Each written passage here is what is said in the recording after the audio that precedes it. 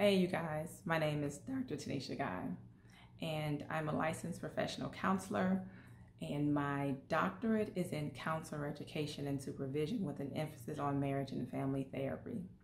And I said that because I'm going to make a reference to it in a second.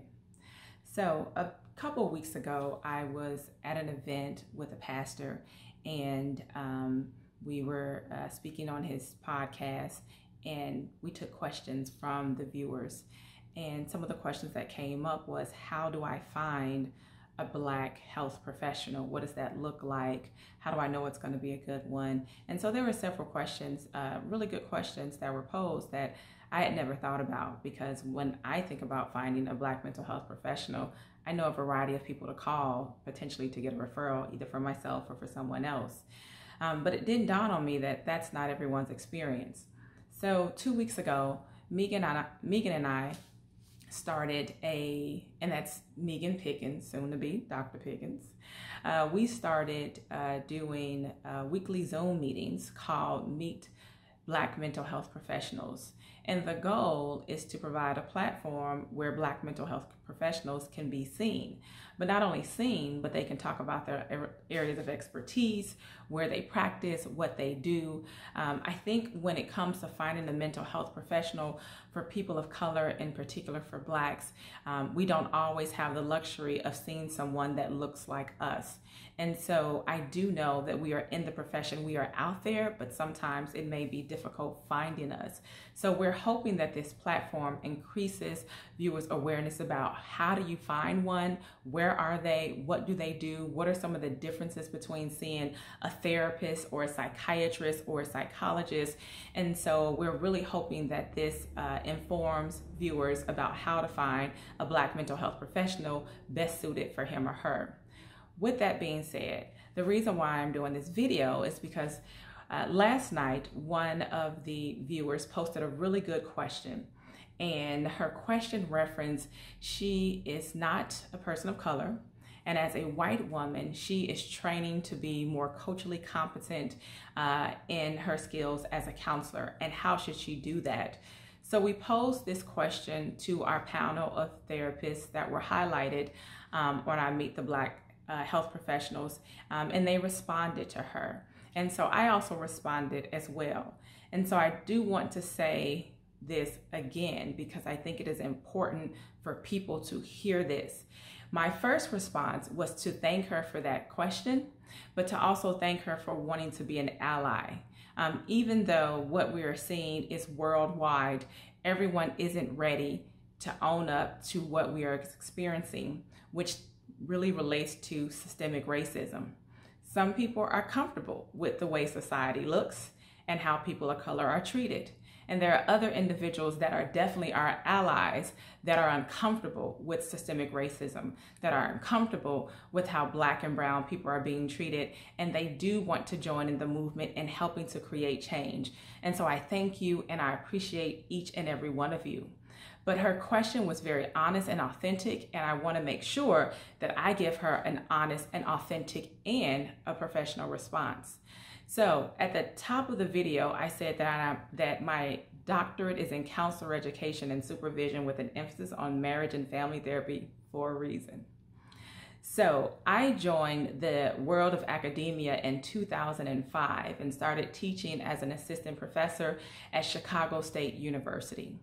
While teaching, I had the opportunity to teach a course called Counseling the Culturally Diverse.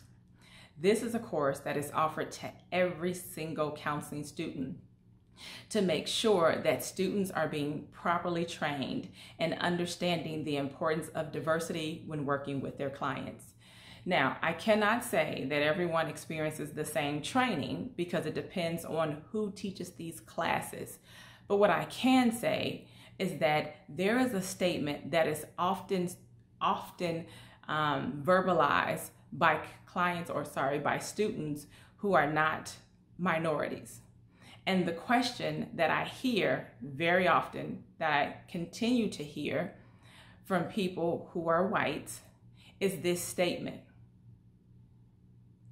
I don't see color.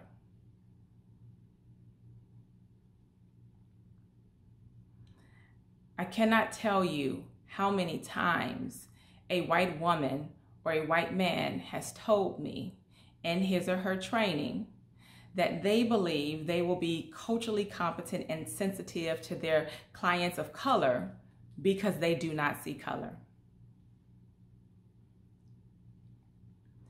This statement alone tells me that this counselor in training is on his or her way to doing damage or losing a client of color. And I know that the intent behind the statement for some of them means well, that they want to be able to say that they are going to be culturally sensitive, that they are going to be aware of the differences of diversity, that they're not going to treat their minority clients differently. I understand that. But for others, not so much the same. So this video is to all of our allies, because we do appreciate you. I appreciate you. I can't speak for all people of Black descent. I can only speak personally in saying I appreciate you and wanting to be an ally and wanting to create change that addresses systemic racism. But one of the first things that we have to do in creating this change is to educate. I tell people that I am a counselor first and educator second. And that has been my spiel for years. But I now find myself saying I'm an educator first and a counselor second, because that seems to be more of the role that I am in these days. And I am okay with that.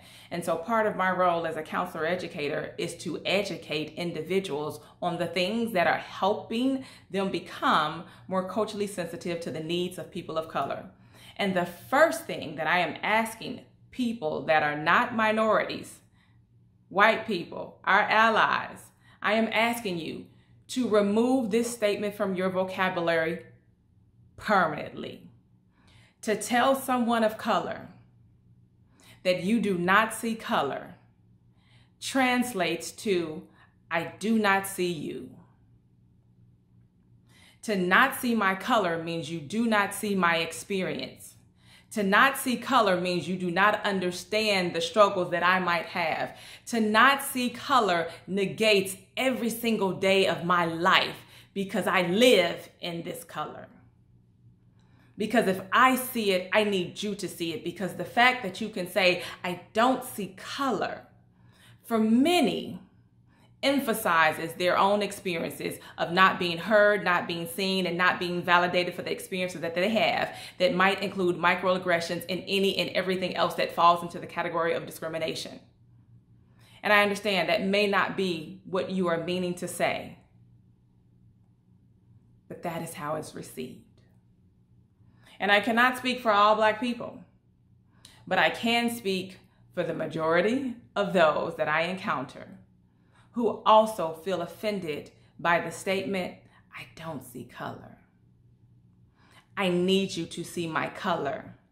My color is what makes me. It is where my experiences come from. It is how you better understand those lived experiences. Don't ignore them. I need you to see them.